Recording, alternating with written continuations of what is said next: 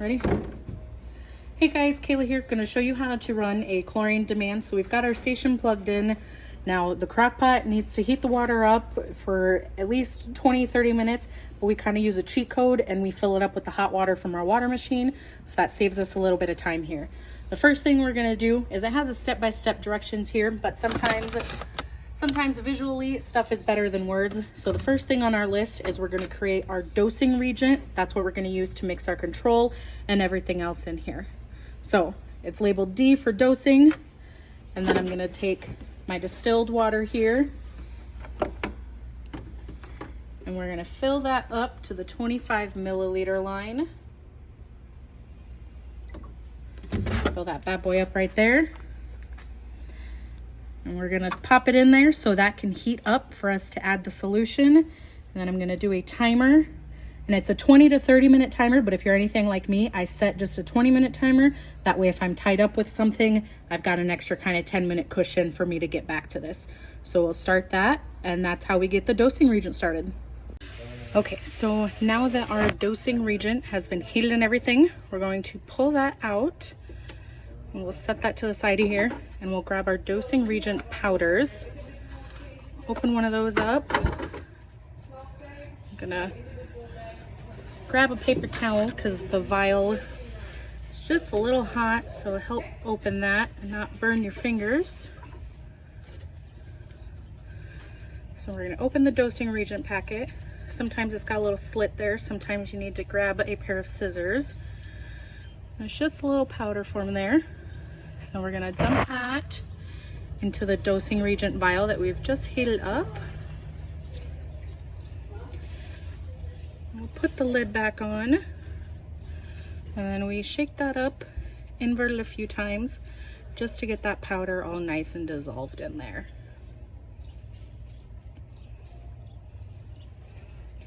And that's how we prepare the dosing reagent. So once we have our dosing vial all ready to go, we're going to move on next to our control.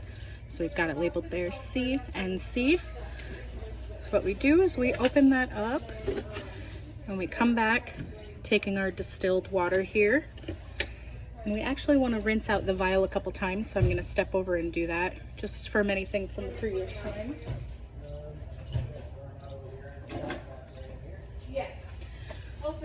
And the control, we're only going to fill it to the 10 milliliter line. I know the dosing one we do to the 25, but this one we do to the 10. So I've got that filled, and now what I do is I come back to my dosing reagent. I'm going to take this little syringe right here, this little guy right here. So I'm going to fill it to the 0.5 mark with my dosing reagent. So I just dip that into my dosing reagent. Thank you. Yes, have a great day. Fill it up to the 0.5, and I'm going to put that dosing reagent solution into my control. Cover my dosing reagent back up. I'm going to take my control, I'm going to invert it a couple times just to kind of get everything mixed in there. Thank you. Then once that's all mixed, I put it in here and I set a timer and heat it for 20 minutes. So now this next part, when we're mixing the customer's solution to run the test, you can either wait completely till the control's done, or to save a little bit of time, you can actually heat them and do them at the same time. So when we're running customer samples, we have bottles, vials 1 and 2, labeled on the top of the lid as well. So I'm just gonna take sample number 1, just because that's easy peasy. And again, just like we rinsed out the control solution, I'm going to rinse this out a couple times with the customer's water sample. And once I've got that filled out, I again fill the customer's sample to the 10 milliliter line.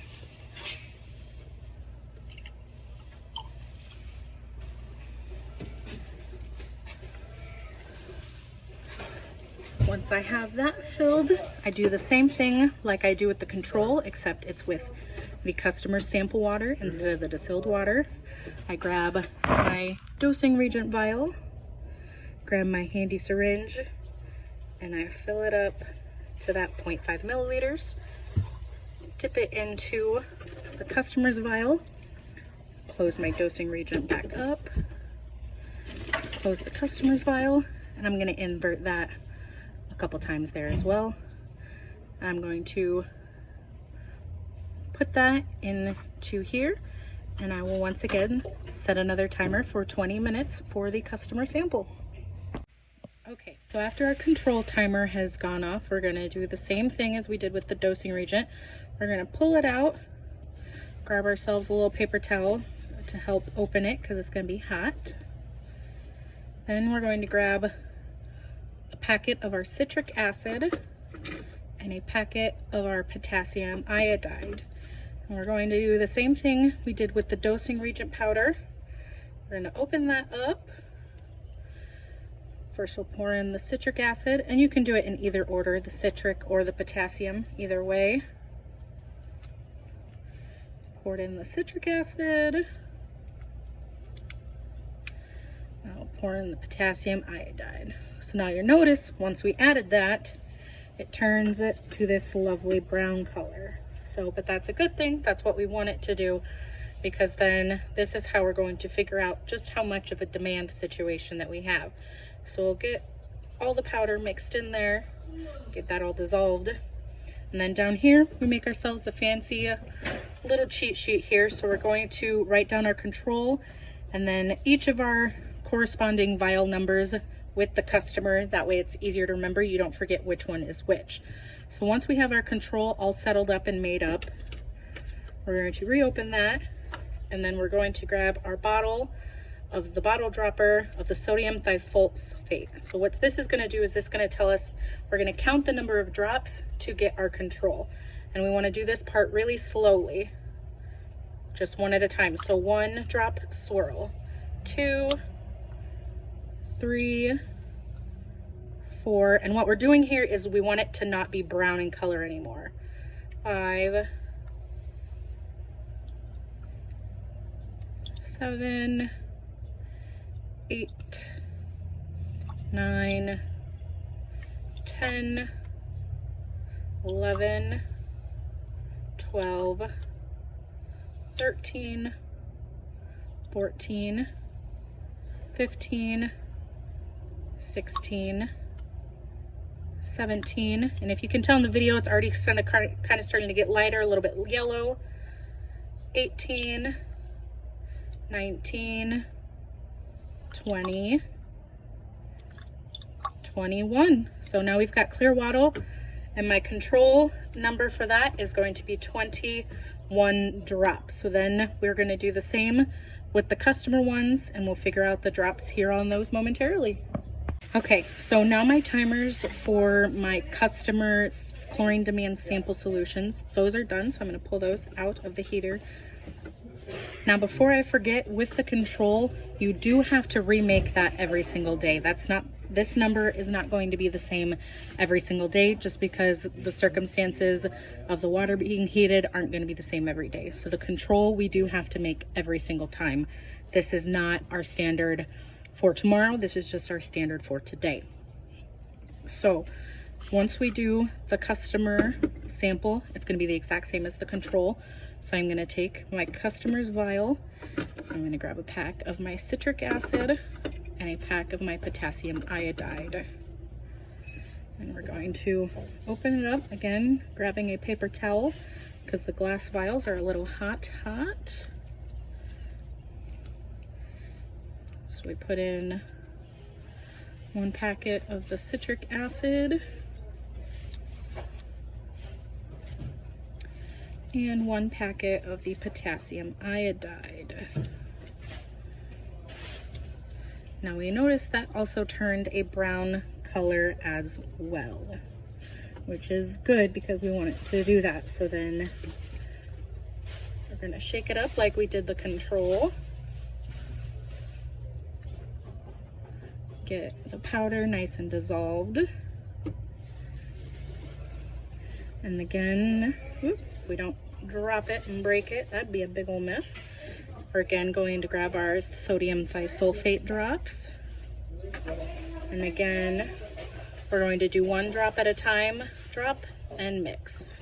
So 2, 3, 4, 5, 6, 7, 8, 9, 10, 11, 12. It's still just a little yellow, so I'm going to add one more, get that final clear tinge on there. So I believe that was 13 drops. I'm going to have to go back to the video and verify. But once we have our drop number for our customer number 1, our call, then that's when we will write that down. I'm going to write 13 for now, but I will go back to the video and watch, just double check that that's how many drops I was counting. And that's how we figure out the drops for the customer. And then I will show you next how we put that into the system to figure out just how many pounds of shock the customer needs to add to fix their chlorine demand. Okay. All right, guys, so now we have our control number and we have our customer number here. We're going to come into our Alex system and we're going to search for the customer so we can plug in. We're going to start a water analysis like we always do. So I'm going to select my tester, and it's me, good old Kayla. And we're actually going to skip all of this, skip a test disc, and we're going to scroll down to the bottom here to the water problems section. And down here at the very bottom, I can click a checkbox that says run chlorine demand only. And then I'm going to fill in these 2 boxes. So the standard is going to be my control. So that's where I put in my 21. And then my sample, that's the number of drops from the customers, 13. And then the product here, we typically just leave that at the burnout because that's where what we use. We can also use our liquid chlorine shock. Burnout 3, we don't carry that, so we skip that one. Or you can also print all. Sometimes customers want to use liquid shock instead of powder shock, so we can give them that option as well. But otherwise, we leave that at burnout 73. And we scroll down to the bottom to analyze. And then that's when it calculates for us exactly how many more bags of shock that the customer needs to add. And there is a separate sheet kind of going over how many pounds of shock they can add at a time every hour if you look on the shared drive. So once you have the results to find the cheat sheet for how to treat a chlorine demand, if you come to the file folder and scroll down, go to the shared drive. Over here in the backyard area folder, we have a sheet called how to treat a chlorine demand. And then that breaks it down for you of step by step how many pounds you can add at a time per 10,000 gallons, and just kind of breaks it down a little bit more. And then it goes over, excuse me, a little bit of the breakdown of the verbiage from weekly maintenance shocking to a triple shock. But if the customer needs, you can give them this sheet as well, found on the shared drive in the backyard area folder, and then labeled how to treat a chlorine demand.